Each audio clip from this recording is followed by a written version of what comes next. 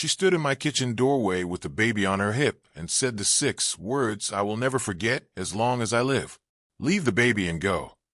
Not raise her voice. Not scream it. She said it the way you tell a delivery driver where to leave a package. Calm. Certain. Like she'd rehearsed it in the mirror that morning. I did not answer her right away. I set my coffee cup down on the counter slow, so it wouldn't rattle against the granite, and I reached into the inside pocket of my jacket, the one hanging on the chair where I'd left it the night before, because some part of me, some old instinct built from 40 years of contracts and handshakes gone wrong, told me to bring it inside instead of leaving it in the truck. I unfolded the paper. I did not raise my voice either.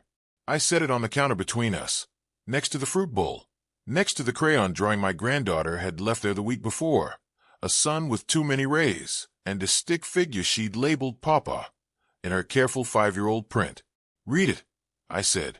Then tell me again to leave. I had absolutely no idea, standing there at 9 in the morning with the dishwasher still running from breakfast, that in the next 4 months my son's marriage would end. My granddaughter's entire life would be rebuilt on a foundation I had spent 2 years secretly pouring, and a woman who had looked at me like furniture for 3 years would learn exactly how much furniture actually costs. Neither did she. My name is Raymond Holloway.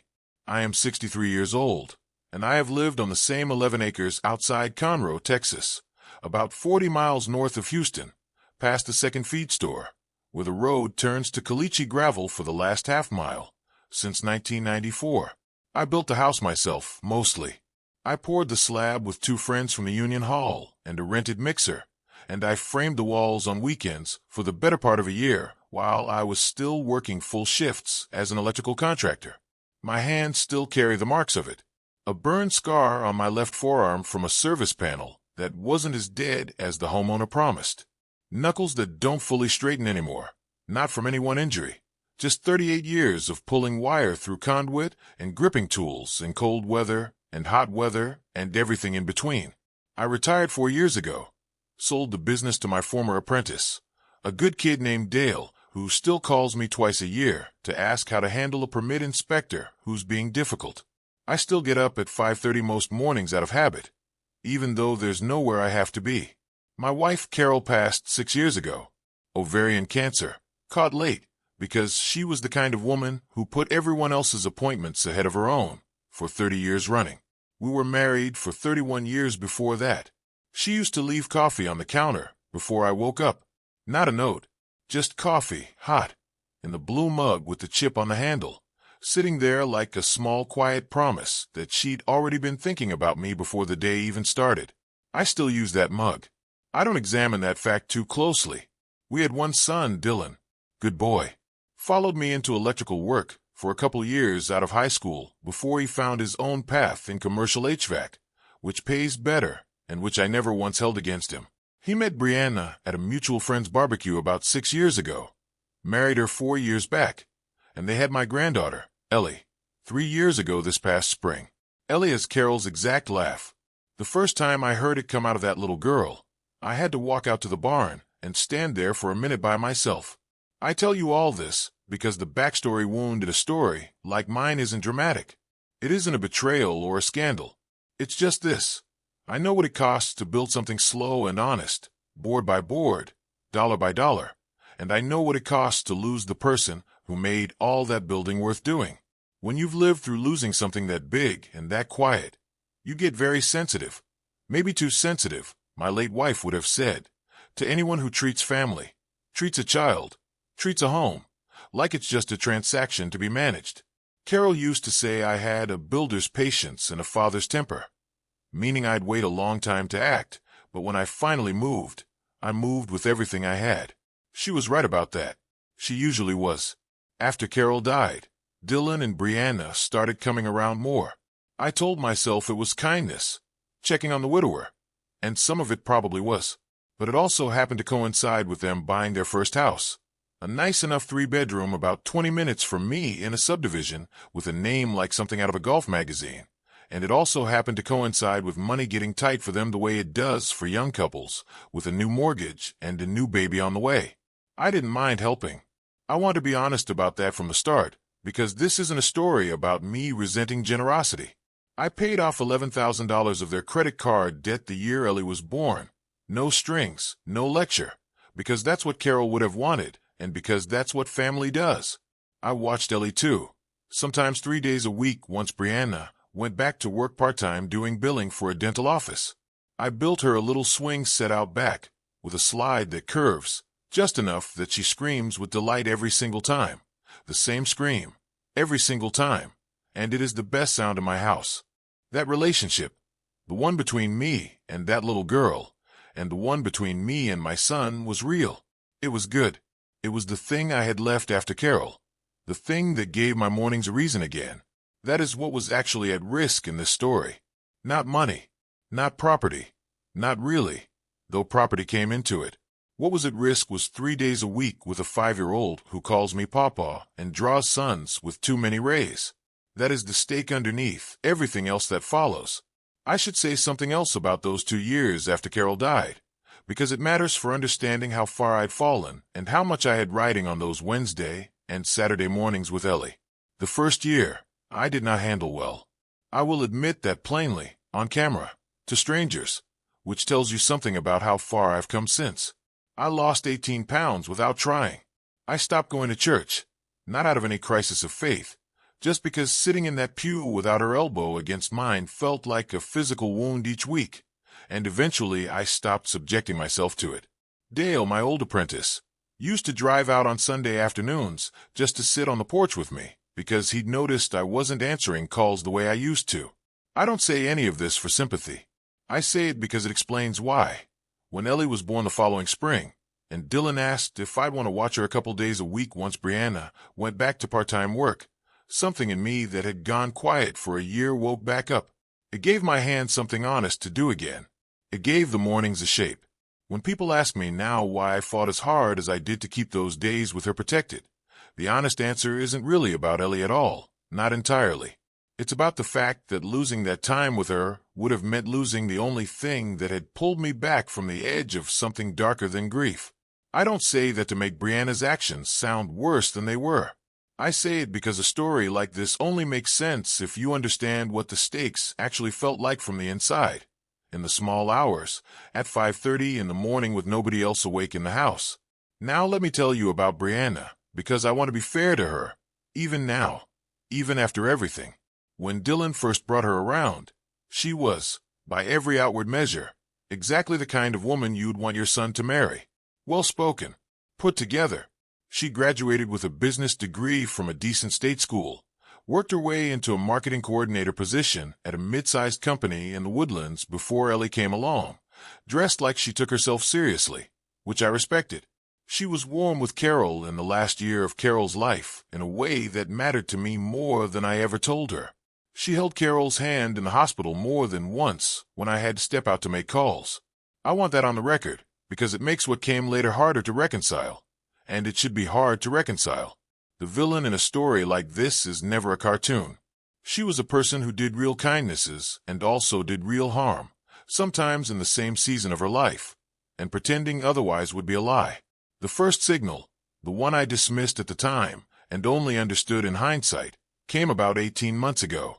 We were sitting at their kitchen table, Dylan, Brianna, Ellie in the high chair, and I'd mentioned, just in passing, that I'd finally gotten around to updating my will after years of putting it off, mostly to name a trust for Ellie's education. Brianna's eyes did something I only really registered months later, replaying it. They didn't light up with warmth. They did a quick, quiet arithmetic. A flick, down and to the side, gone in under a second. The kind of look you'd miss if you weren't looking for it, and the kind of look that, once you've seen it, you can't unsee in every conversation after. At the time, I told myself it was nothing. People's faces do all kinds of things. I had raised a son on the principle of giving people the benefit of the doubt, and I extended her the same courtesy.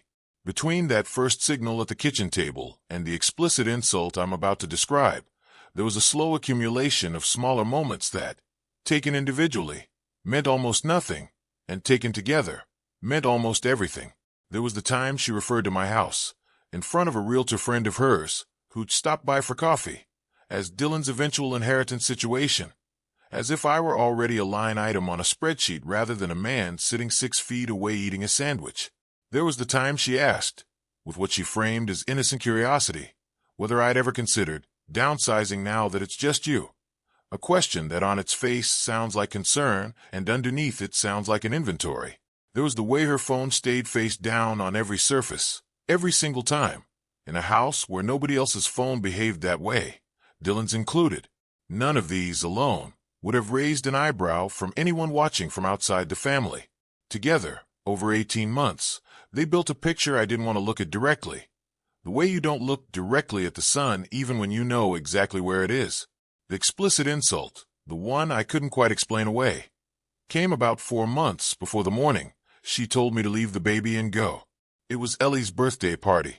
Small thing, backyard, a bounce house I'd rented, maybe 15 people.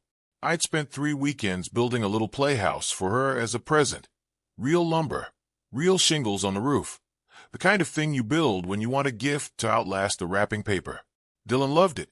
Ellie loved it so much she refused to come inside for cake. Brianna, in front of her sister and 2 of her friends from the dental office, laughed, not unkindly on the surface. That's the thing about her. Nothing was ever unkind on the surface, and said, "Well, somebody's got a lot of free time these days." And then, to her sister, just a little quieter, but not quiet enough. "Retired guys need a hobby. At least this one's cheaper than a boat." I did not react. I want to be honest that some part of me wanted to. 38 years of building things with these 2 hands, and it got filed under hobby, filed under something to keep an old man occupied. But I have learned, the hard way, across 63 years, that the moment you let someone see the hit land is the moment they know exactly where to aim next time. So I smiled, said something about the roofline needing another coat of sealant before the rain came, and went and got the cake. That restraint is the thing I want you to understand about the months that followed. I wasn't gathering evidence out of paranoia. I was gathering it because a small, quiet part of me, the same part that used to test a dead line twice before I ever touched it, had started to notice that things didn't add up the way they should. The discovery itself happened on a Tuesday.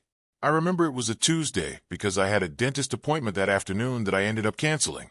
And I remember it was exactly 2:17 in the afternoon because I looked at the microwave clock in Dylan and Brianna's kitchen right after it happened. The way you look at a clock in a moment like that. Not because you care what time it is, but because some animal part of your brain is trying to anchor itself to something, anything solid.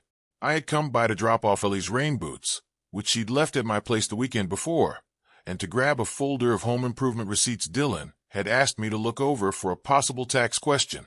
Brianna was at work. Dylan was outside on a call with a supplier. I set the folder on the kitchen counter, and, reaching to move a stack of mail out of the way so it wouldn't slide off, I knocked Brianna's phone, face down as it always was, off the edge of the counter. It didn't break. It landed screen up, and the screen was lit because she'd apparently just been using it and it hadn't locked yet. And there, on the screen, was a text thread, not with a stranger, with her sister, the same sister from the birthday party. I am not a man who reads other people's phones. I want that understood. I picked it up to set it face down again, the way you'd pick up a dropped photograph without staring at it, out of respect. But my eyes caught 3 words before I could look away. The way your eyes catch a word on a passing billboard whether you want them to or not. The custody thing. My hands went cold. In July, in Texas heat that had the AC working overtime and sweat already collecting at my collar, my hands went cold, the exact way Carol's used to when she got bad news on the phone, and I understood in that instant, before I had even read another word, that I was not looking at an accident of the eye. I was looking at the edge of something that had already been built, somewhere I hadn't been invited. I did not read further right then. I set the phone face down exactly as it had been, gathered myself, and I drove home instead of to the dentist. I sat in my truck in my own driveway for 11 minutes before I went inside. Everything had gotten slow, the way it does, like the volume on the whole world had been turned down to almost nothing. Cicadas going in the trees, but sounding like they were coming from underwater. 2 days later, I had my answer, and I did not have to invade anyone's privacy to get it. Ellie, sweet as she is, sometimes repeats things she hears without any sense of what they mean, the way 5-year-olds do. She was building a block tower on my living room floor and said, out of nowhere, "Mommy says Papa's house could be my house someday. if Daddy doesn't get to come? I asked her, as gently as I could manage with my chest suddenly tight as a drawn wire, what she meant. She shrugged and knocked the tower down and asked for juice. That was the moment the fear arrived. Not fear about Brianna exactly. Fear about what I was about to find out. Fear the size of everything I had left after Carol. I drove home that second time and sat in the same chair on my back porch where Dale used to sit with me during the worst of the first year, without Carol. And I let myself go through, methodically, the way I'd go through a wiring diagram on a job that wasn't behaving the way it should. Every small thing over the past 18 months that hadn't quite added up. The comment about downsizing. The eyes at the kitchen table when I mentioned the trust. The phone, always face down, on every surface in every room. The work trips Dylan had mentioned once, almost in passing, that hadn't lined up with her actual schedule when he'd checked. None of it alone would have convicted anyone of anything. Together, laid end to end on the porch of a house I'd built with my own hands for a woman who was no longer alive to help me carry any of this. It built a picture clear enough that I finally stopped pretending I hadn't already seen it. I want to be honest that I did not sleep well that week. I'd wake at 2, 3 in the morning, the way you do when your body has decided there's a threat somewhere even if your mind hasn't finished cataloging it yet, and I'd lie there in the dark running through what I actually knew versus what I only suspected, trying to separate the two the way you separate wire strands before you splice them, because getting that wrong, in electrical work and in family, gets people hurt. I did something I am not proud of, and something I would do again without hesitation. I asked Dylan, carefully, obliquely, whether things were all right between him and Brianna. He admitted, reluctantly, over a beer on my back porch 2 nights later, that they'd been having serious problems for almost a year, that Brianna had been distant, secretive with her phone, gone on work trips that didn't quite line up with her actual job schedule when he checked once, out of a suspicion he was ashamed to admit to. He said the word divorce, out loud for the first time that night, quiet, like saying it too loud might make it more true than it already was. What he did not know, what I only learned 4 days after that, from Brianna's own sister, of all people, who called me directly, tearful, saying she couldn't carry it anymore, was the second half of it. Brianna had, in fact, already met with a family law attorney, twice, and in the messages her sister showed me, sitting across from me at my own kitchen table with her phone between us like the evidence it was, I read the sentence that I will never be able to fully unhear, the one Brianna had typed to her sister 11 weeks before that Tuesday. If it comes to it, I'll just tell Dylan's dad to leave the baby with me and go. He won't fight me on Ellie in front of her. He's too soft for that. And below it, 6 minutes later, he thinks the sun rises on that kid. That's exactly why it'll work. I read it twice. The second time hit harder than the first, the way the callback always does. He thinks the sun rises on that kid. That's exactly why it'll work. She had taken the one true, uncomplicated love left in my life and filed it away as a tool, not a person to consider, a lever to pull. I did not confront her that week. I did not confront her that month. I made a decision, sitting alone at that kitchen table after her sister left, that I would not hand her the satisfaction of watching me react. This was not cowardice. This was arithmetic. If I came at her with raw anger, I would be exactly the unstable, controlling father-in-law she could describe to a judge, to Dylan, to anyone who'd listen. If I came at her prepared, calm, and armed with something undeniable, I would be something else entirely, a grandfather who had simply refused to be moved. So I got to work, quietly, the way I've always worked. The first call I made was to a retired family court judge named Walter Preston, a man I'd done electrical work for on 3 different houses over 20 years, and who'd become, in his retirement, something between a friend and a fishing partner. I laid it out for him over coffee at his place on a Saturday morning. He listened the whole way through without interrupting, which is its own kind of rare gift in a man, and when I finished, he set his mug down and said the sentence that reframed everything for me, the one I have thought about nearly every day since.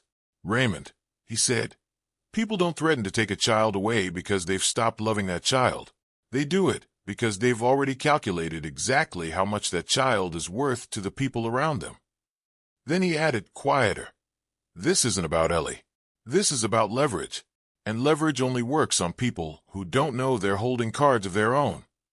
He told me, plainly, that grandparents' rights in Texas are narrow, and that I should not go into this thinking I had some independent legal claim to Ellie separate from my son. But he also told me something I didn't know, that Dylan, as Ellie's biological father, had every right to pursue temporary orders establishing his own custody and possession schedule, especially if there was any documented pattern of one parent using the child as a bargaining chip. The custody order isn't your weapon, he told me. It's Dylan's shield. Your job is to make sure he doesn't lose it out of fear, or exhaustion, or love for a woman who's already decided the marriage is over. That distinction mattered more than anything else in this whole story, and I want to say it plainly here, rather than let you assume something simpler. I did not go get a custody order because I, personally, had some legal standing over my granddaughter. I helped my son get one, quietly, methodically, because he was too heartbroken and too blindsided to move fast enough on his own, and because every week we waited was a week Brianna's plan had more time to calcify into something harder to undo. Over the following 10 weeks, I performed normalcy in a way that still, honestly, surprises me when I think back on it. I watched Ellie on my regular days. I built her a second, smaller playhouse for her dolls, because the first one apparently wasn't cheap enough of a hobby yet. I sat across from Brianna at 2 more family dinners, passed her the green beans, complimented a haircut, and felt something settle in my chest each time, like furniture being moved into a room I did not want furnished. I never once let her see anything different in my face. Carol used to say I had the best poker face of any man she'd ever met who didn't gamble. It turns out that particular skill has more uses in life than cards. Underneath that surface, 3 things were happening. First, Dylan retained a family law attorney, a sharp, no-nonsense woman named Patricia Alvarez, referred by Judge Preston, and began the process of filing for temporary custody orders, citing, among other things, Brianna's undisclosed consultations with an attorney and a documented pattern of statements to third parties, her own sister, who by now had agreed, painfully but firmly, to provide a signed affidavit, indicating an intent to use Ellie as negotiating leverage rather than to act in the child's best interest. Second, I quietly began documenting, methodically and without drama, every single thing that mattered. I kept a private log dated, time-stamped, of every day I cared for Ellie, every expense I covered for her, every doctor's appointment I drove her to when Brianna's work schedule conflicted. I saved text messages. I had 2 of the receipts from the playhouse construction notarized, absurd as that sounds, on Patricia's advice, simply to establish a clean timeline of my ongoing, uncontested role in that child's life. Should anyone ever try to claim I was some overbearing outsider inserting himself where he didn't belong? Her sister's affidavit was typed, signed, and sealed. By the end of those 10 weeks, there was no version of events Brianna could construct that the paperwork didn't already contradict. I want to describe a few of those ordinary weeks in detail, because the contrast between the surface and what was underneath it is, to me, the truest part of this whole story. On a Wednesday in early September, I picked Ellie up from her preschool at 11:30, same as always, and we spent the afternoon at my kitchen table cutting shapes out of construction paper while a pot of chicken and rice simmered on the stove. And at some point during that afternoon, between handing her the safety scissors and telling her, again, that the orange wasn't for eating, I got a text from Patricia Alvarez confirming that the sister's affidavit had been formally notarized that morning. I read it, set the phone face down, genuinely face down. The habit had apparently rubbed off on me too, though for entirely different reasons, and went back to cutting paper suns with my granddaughter like nothing in the world had shifted an inch. That is the specific, particular weight of performing normalcy. It is not a metaphor. It is a 5-year-old asking you to cut out one more sun while a legal document that will determine her entire childhood sits 6 inches away in your shirt pocket. On another evening that same month, Brianna came by to pick Ellie up and stood in my doorway for a full 3 minutes, making pleasant small talk about a paint color she was considering for the guest room.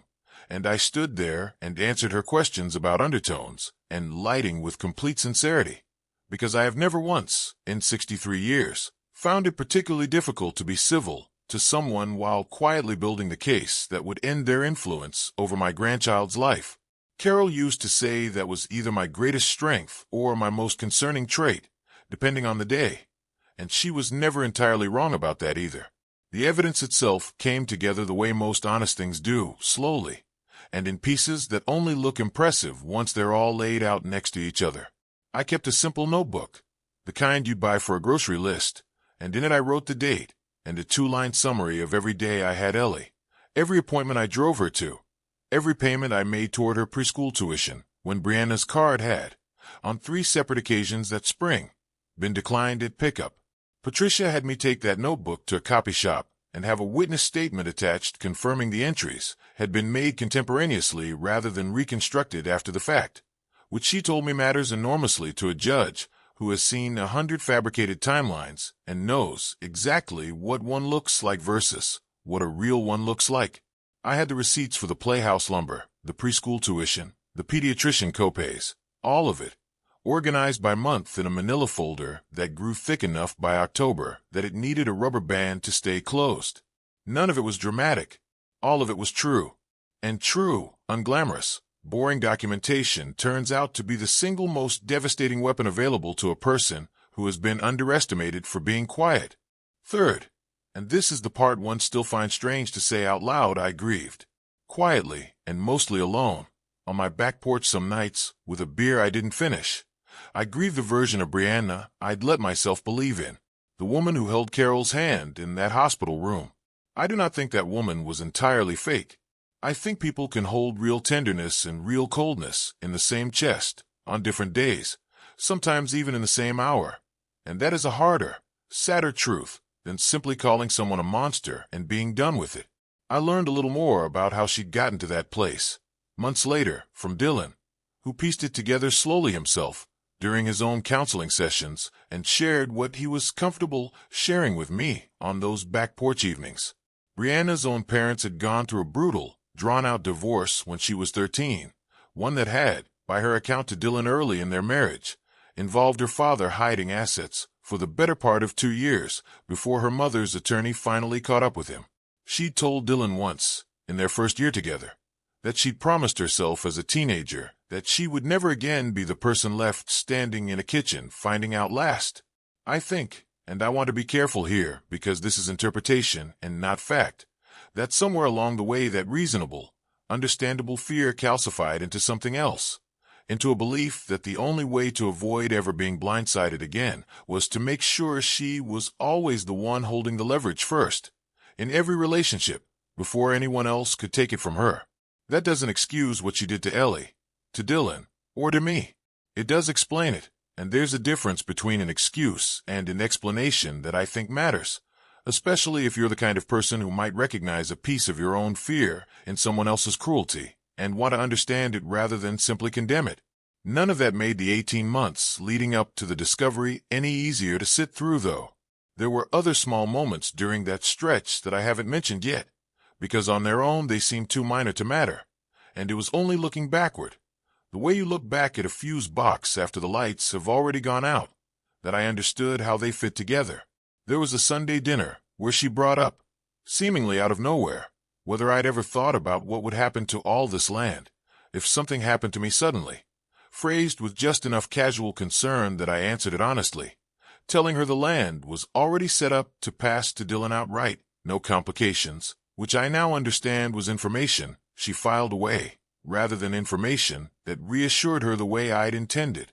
There was a Christmas where she spent nearly the entire dinner on her phone in the next room, and when Dylan gently asked her to join us at the table, she said, a little too sharply for the moment, that she was handling something important. And I remember thinking, at the time, that it was odd for a Christmas dinner, and thinking nothing further of it, the way you don't think further of a single loose shingle until the roof starts leaking during the third bad storm of the season.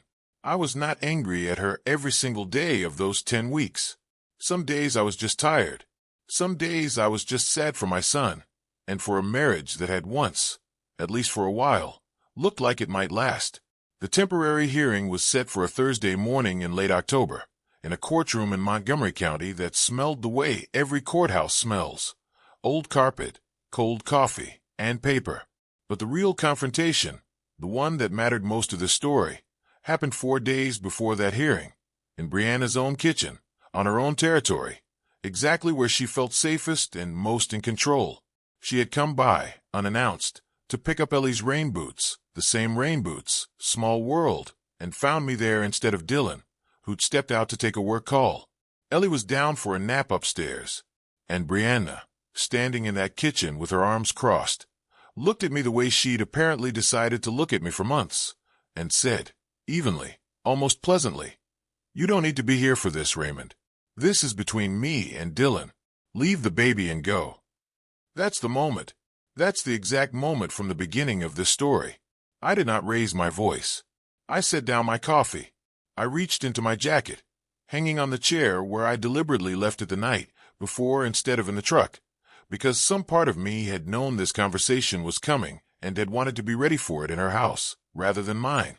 I unfolded the temporary custody order, signed 2 days earlier by a judge, on an emergency basis, based on the affidavit, the documentation, and Patricia Alvarez's argument that Ellie's living situation needed immediate stabilization while the underlying custody matter proceeded. And I set it on the counter beside the fruit bowl, beside Ellie's crayon drawing of a sun with too many rays. "Read it," I said. "Then tell me again to leave. I want to walk you through what happened across the next several minutes, because it did not happen all at once, and it should not be told all at once." She picked up the paper. Her eyes moved across it too fast at first, the way people read when they're hoping the words will rearrange themselves into something less final, and then slower, the second time, when she understood they wouldn't. Stage 1 arrived almost immediately, denial. "This isn't final. This is temporary. This doesn't mean anything." Her voice had gone thin at the edges, the way voices do when the person speaking already half believes they're wrong. I did not argue with her. I simply said, "It means Ellie stays in her home, in her school zone, with both her father's involvement and mine, until a permanent order is decided. It means a judge has already seen what you wrote to your sister, and it means you no longer get to decide, alone, in a kitchen, what happens to that little girl upstairs." Stage 2 came fast on the heels of the first, the pivot, the attempt to regain the room. She tried a different angle. "You think you can just buy your way into this? Is that what this is? You think because you paid for a swing set you get a say in my daughter's life?" There was real heat in it now, the kind of heat that comes from someone who feels the ground actually shifting under them for the first time. And here is where the villain's one flicker of humanity showed itself. The moment even I felt something complicated pass through me. Her voice cracked, just slightly, on the word daughter. And for half a second only, I saw something underneath all of it. Not a monster, a young woman who had, at some point, genuinely wanted this marriage, this family, this life, and had let something curdle in her, slowly. The way milk left out doesn't go bad all at once.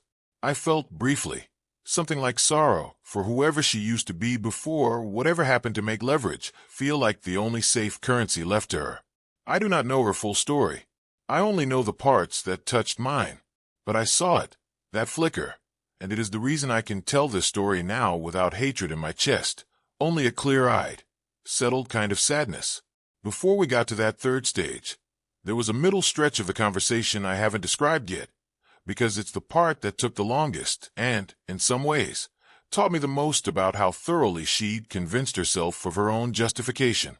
She tried, for several minutes, to reframe the entire situation as something I had done to her rather than something she had built for herself. "You've been against me since the day Dylan brought me home," she said, which was not true, and which I did not argue with, because I have learned that a person mid-collapse will grab at any story that lets them remain the wrong party, and arguing with that story in the moment rarely does anything but extend the conversation without changing its outcome.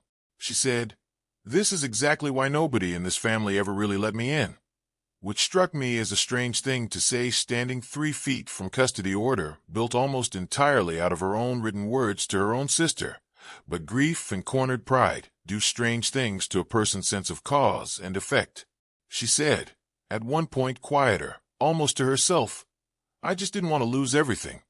And that, out of everything she said in that kitchen, is the sentence I've turned over the most since, because I believe it might have been the one true thing she said the entire conversation, underneath all the rest of it. And I believe, too, that in trying so hard not to lose everything, she very nearly guaranteed that she would. Then came stage 3, the self-destruction, and it needed no help from me at all.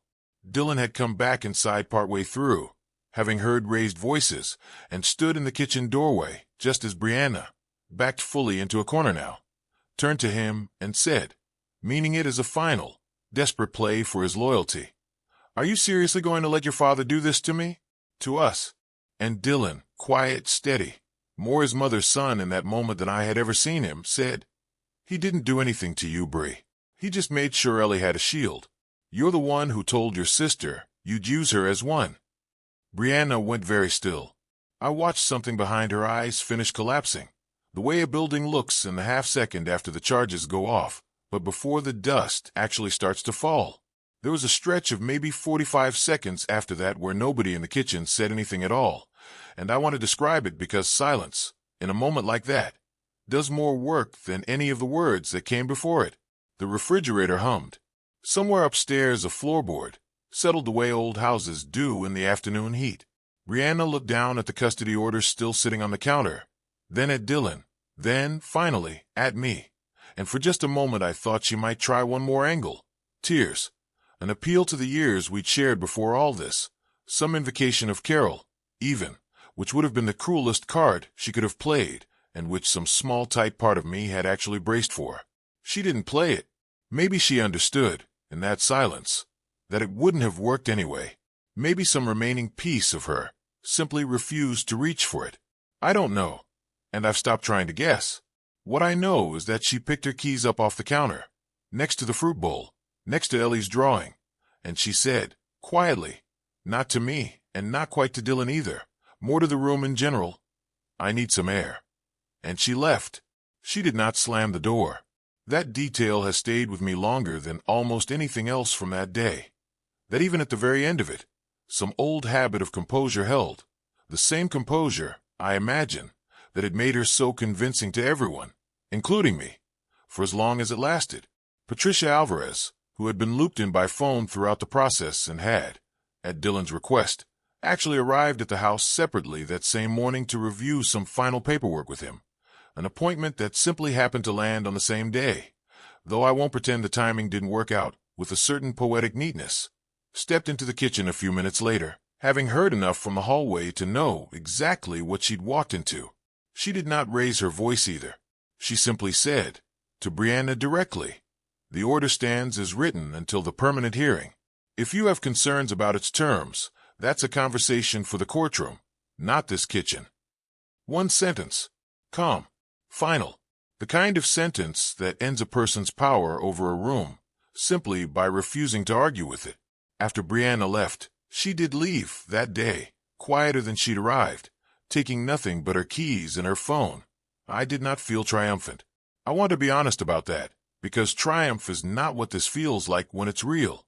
I sat down at that kitchen table, the same one where I'd read her own words off her sister's phone weeks before, and I just sat there. Dylan sat across from me, and neither of us said anything for a long while.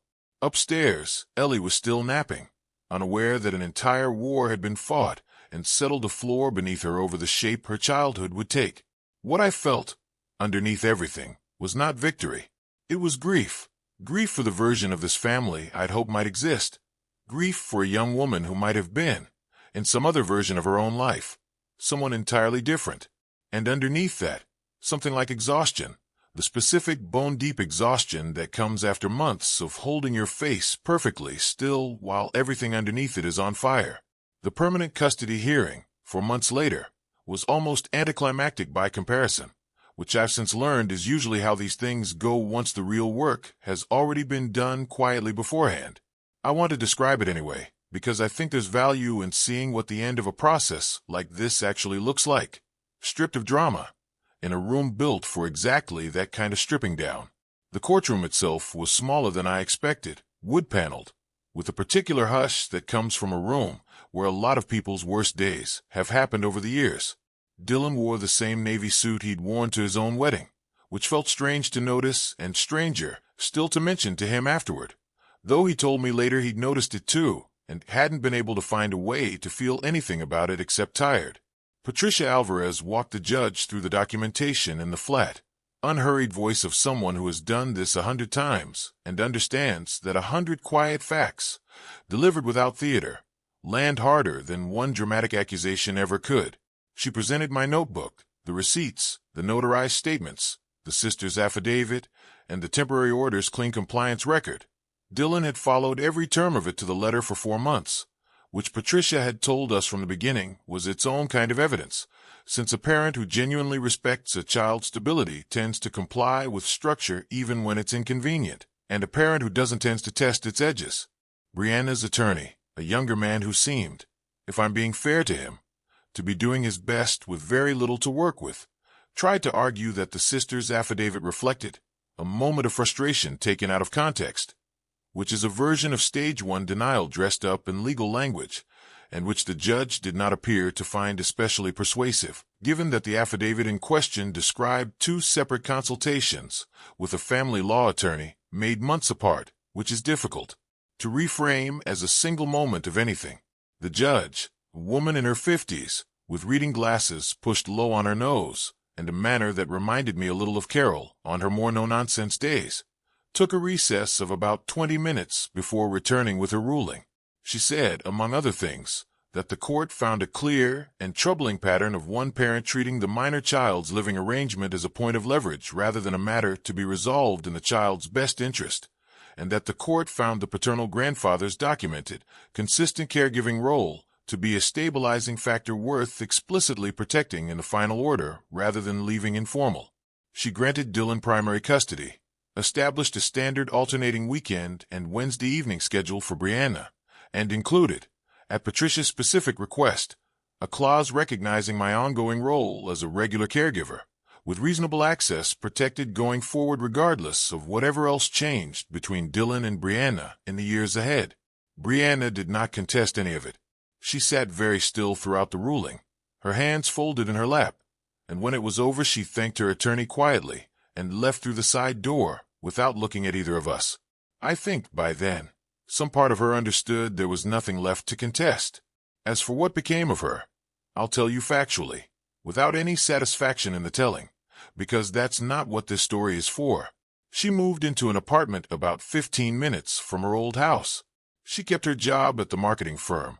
She sees Ellie every other weekend and on Wednesday evenings, and by every report I get through Dylan, she is, in those hours, a genuinely present and loving mother, which I choose to believe, because Ellie deserves a mother who shows up fully in the time she's given, whatever came before.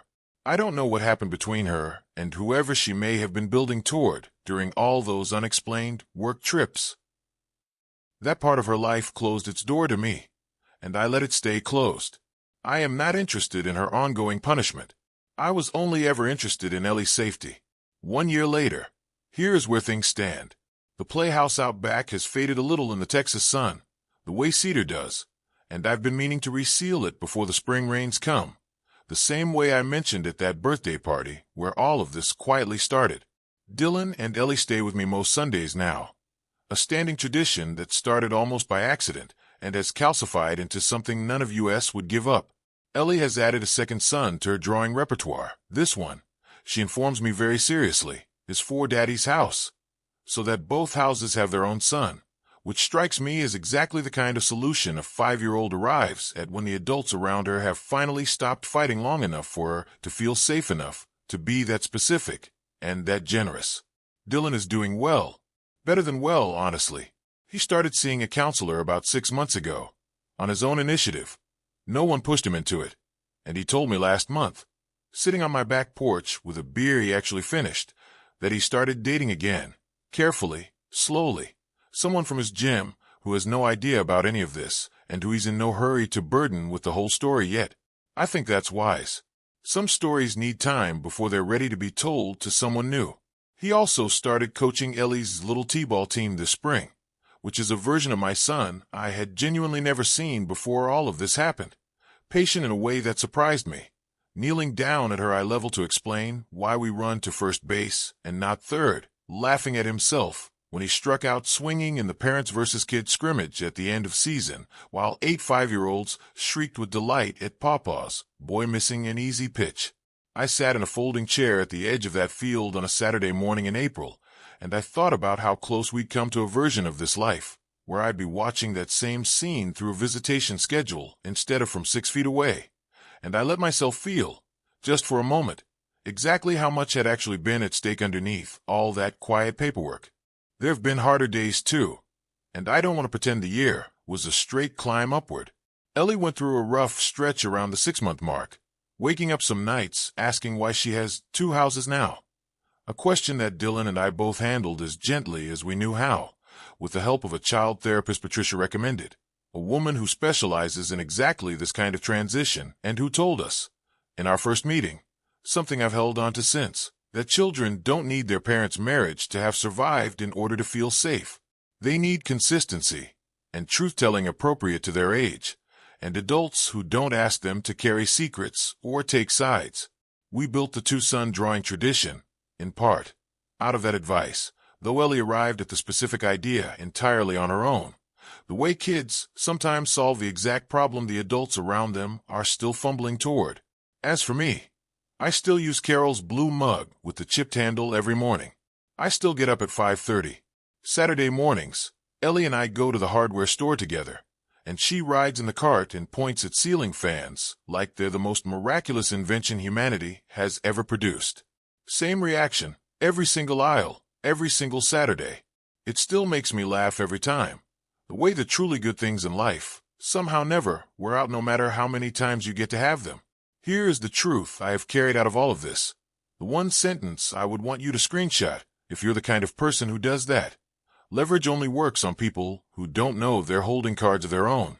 Brianna wasn't wrong that I loved that little girl more than almost anything left in my life. She was wrong to think that love made me weak. It made me exactly the opposite.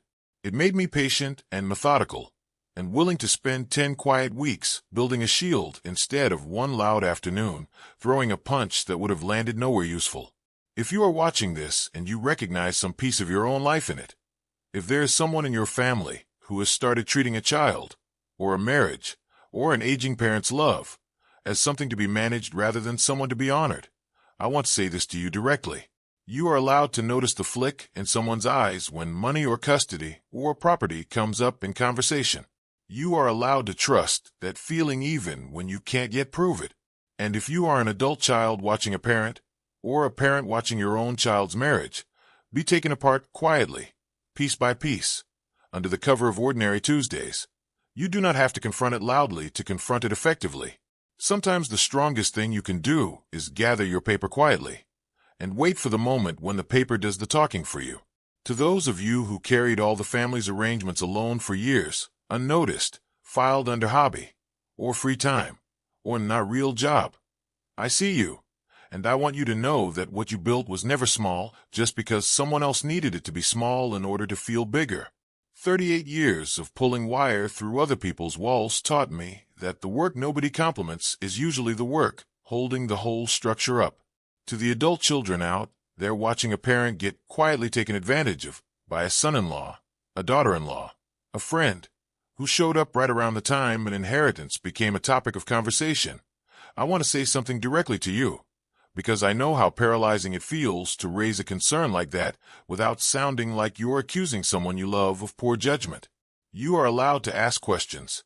You are allowed to say gently, something about this doesn't sit right with me, even if you can't yet prove why.